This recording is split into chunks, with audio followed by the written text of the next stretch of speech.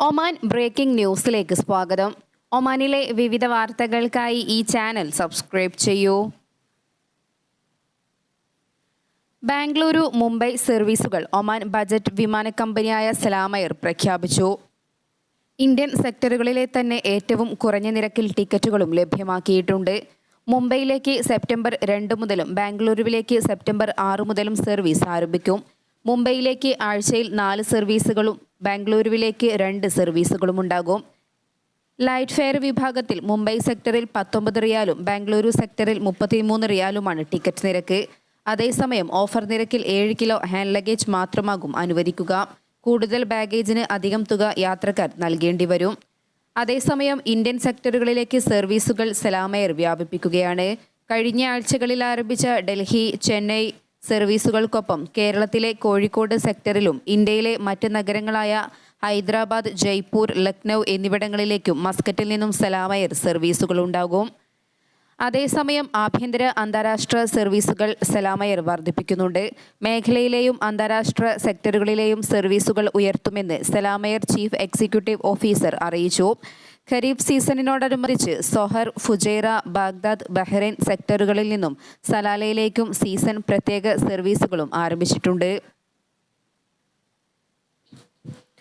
മുസന്തം ഗവർണറേറ്റിൽ തൊഴിൽ നിയമ ലംഘനവുമായി ബന്ധപ്പെട്ട് നിരവധി പ്രവാസി തൊഴിലാളികളെ അറസ്റ്റ് ചെയ്തു. കഴിഞ്ഞ ദിവസങ്ങളിൽ ഖസബിൽ തൊഴിൽ മന്ത്രാലയം അധികൃതർ റോയൽ ഒമാൻ പോലീസുമായി സഹകരിച്ച് നടത്തിയ പരിശോധനയിലാണ് ഇവർ പിടിയിലായത്. ഇവർക്കെതിരെ നിയമ നടപടികൾ സ്വീകരിച്ചു വരികയാണ്. 1 മാസത്തിനിടെ തൊഴിൽ നിയമ ലംഘനവുമായി ബന്ധപ്പെട്ട് നിരവധി വിദേശികളെയാണ് തൊഴിൽ മന്ത്രാലയം പിടികൂടിയത്. വ്യത്യസ്ത ഗവർണറേറ്റുകളിലെ വിവിധ വിലായത്തുകളിൽ കഴിഞ്ഞ ദിവസങ്ങളിൽ നടത്തിയ പരിശോധനയിലാണ് ഇവർ അറസ്റ്റിലായത്. ഡയറക്ടറേറ്റ് ജനറൽ ഓഫ് ലേബർ സംയുക്ത പരിശോധനാ സംഘത്തിന്റെ നേതൃത്വത്തിലായിരുന്നു നിയമലംഘകർക്കായുള്ള പരിശോധന നടന്നത്. പ്രതികൾക്കെതിരെ ശക്തമായ നിയമ നടപടികൾ സ്വീകരിച്ചതായും അധികൃതർ വ്യക്തമാക്കി. ദാഹിറ ഗവർണറേറ്റിൽ പൊതുപരിപാടികളിൽ വെച്ച് വെടിയുതിർത്ത 8 സ്വദേശി പൗരന്മാരെ റോയൽ ഒമാൻ പോലീസ് അറസ്റ്റ് ചെയ്തു. ഇബ്രി വിലായത്തിൽ കഴിഞ്ഞ ദിവസം നടന്ന പൊതുപരിപാടിയിലാണ് കുറ്റകൃത്യം റിപ്പോർട്ട് ചെയ്തത്. സാമൂഹിക മാധ്യമങ്ങളിൽ ഇതിന്റെ ദൃശ്യങ്ങളും പ്രചരിച്ചിരുന്നു. സംഭവം ശ്രദ്ധയിൽപ്പെട്ട ദാഹിറ പോലീസ് കമാൻഡ് അന്വേഷണം നടത്തി ഇവരെ പിടികൂടുകയായിരുന്നു. പ്രതികൾക്കെതിരെ നിയമ നടപടികൾ സ്വീകരിച്ചതായും റോയൽ ഒമാൻ പോലീസ് പ്രസ്താവനയിൽ കൂട്ടിച്ചേർത്തു. ദോഫാർ ഗവർണറേറ്റിലേക്കുള്ള പാതയിൽ ചെക്ക് പോസ്റ്റുകൾ സിവിൽ ഡിഫൻസ് ആൻഡ് ആംബുലൻസ് വിഭാഗം സ്ഥാപിച്ചു.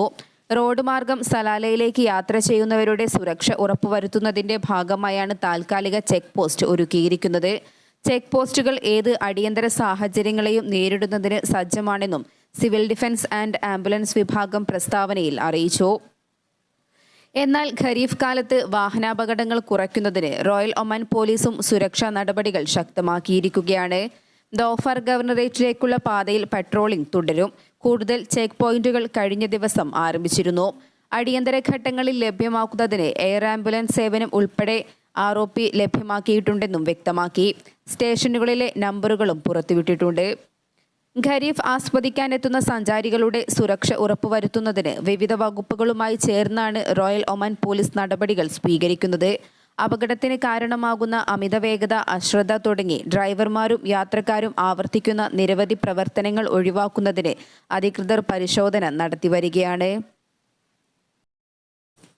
വയനാട്ടിലെ ശക്തമായ ഉരുൾപൊട്ടലിൽ 140 മരണം സ്ഥിരീകരിച്ചു. അതേസമയം നിരവധി പേരെയാണ് കാണാതായിരിക്കുന്നത്. 100-ലേറെ പേരെ കാണാതായതായി അധികൃതർ അറിയിച്ചു.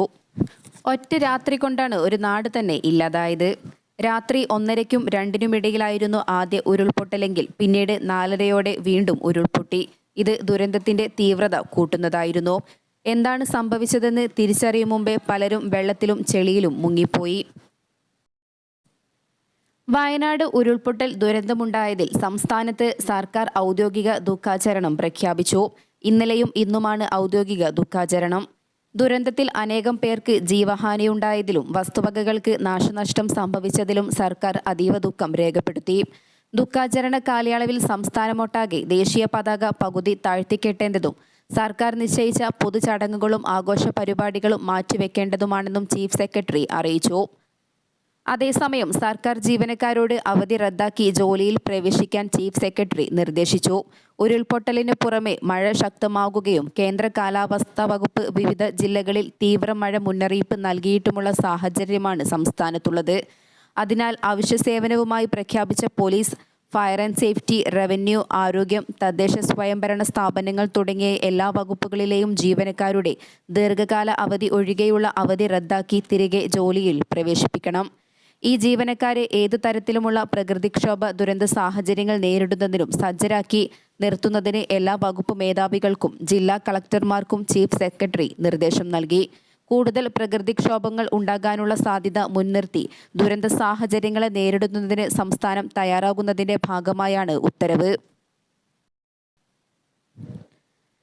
വിദേശത്തേക്ക് പോകുന്നതിന് മുമ്പ് എല്ലാ ഇന്ത്യക്കാർക്കും നിർബന്ധിത നികുതി ക്ലിയറൻസ് ആവശ്യമാണെന്ന തെറ്റിദ്ധാരണകൾക്ക് മറുപടിയായി 1961 ആദായനികുതി നിയമത്തിലെ സെക്ഷൻ 230 പ്രകാരം ഓരോ വ്യക്തിയും നികുതി ക്ലിയറൻസ് സർട്ടിഫിക്കറ്റ് നേടേണ്ടതില്ലെന്ന് സർക്കാർ വ്യക്തമാക്കി.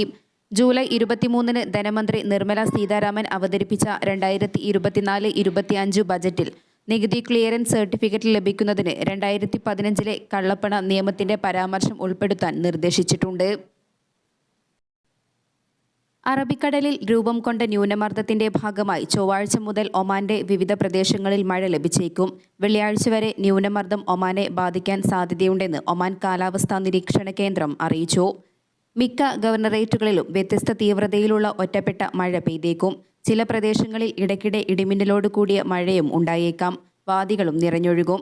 സ്ഥിതിഗതികൾ സൂക്ഷ്മമായി നിരീക്ഷിച്ചു വരികയാണെന്ന് national multi hazards early warning centre വ്യക്തമാക്കി. കുട്ടികളുടെ ജീവൻ അപകടത്തിലാക്കുന്ന വിധത്തിൽ യാത്ര നടത്തുന്ന ഖരീഫ് സഞ്ചാരികൾക്ക് മുന്നറിയിപ്പുമായി റോയൽ ഒമാൻ പോലീസ് രംഗത്ത്. ഖരീഫ് ഫുൾ സ്വിംഗിലേക്ക് നീങ്ങിത്തുടങ്ങിയതോടെ നിരവധി സഞ്ചാരികളാണ് സലാലയടക്കമുള്ള പ്രദേശങ്ങളിലേക്ക് എത്തുന്നത്. ദോഫാറിലേക്കുള്ള എല്ലാ റോഡുകളിലും നല്ല തിരക്കും അനുഭവപ്പെടുന്നു. ദോഫാറിന്റെ പ്രകൃതി ഭംഗി ആസ്വദിക്കാനായി വിൻഡോകളും സൺറൂഫും തുറന്ന് കുട്ടികൾ പുറത്ത് തലയിട്ട് യാത്ര ചെയ്യുന്നുണ്ട്. ഓടിക്കൊണ്ടിരിക്കുന്ന വാഹനത്തിലെ ഇത്തരത്തിലുള്ള യാത്ര വലിയ അപകടത്തിലേക്ക് നയിക്കുമെന്ന് റോയൽ ഒമാൻ പോലീസ് മുന്നറിയിപ്പ് നൽകി.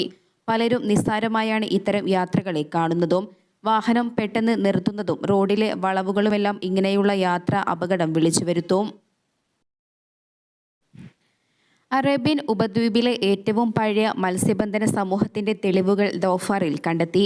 ഹാസിക്കിലെ നാത്തിഫ് ഗുഹകളിൽ നടത്തിയ പുരാവസ്തു ഖനനത്തിലാണ് മത്സ്യത്തിന്റെയും ആമയുടെയും അവശിഷ്ടങ്ങളും ഇതുവരെ കണ്ടെത്തിയതിൽ വെച്ച് ഏറ്റവും പഴക്കമേറിയ കയറിന്റെ കഷ്ണവും കണ്ടെത്തിയത്. ചെടിയുടെ നാരുകൾ കൊണ്ട് നിർമ്മിച്ച ഈ കയറിന് 9000 വർഷം പഴക്കമുണ്ട്. കൂടാതെ നിരവധി ഉപകരണങ്ങളും മുത്തുകളും കുന്തിരിക്കമുള്ള മുത്തുകളും കണ്ടെത്തി.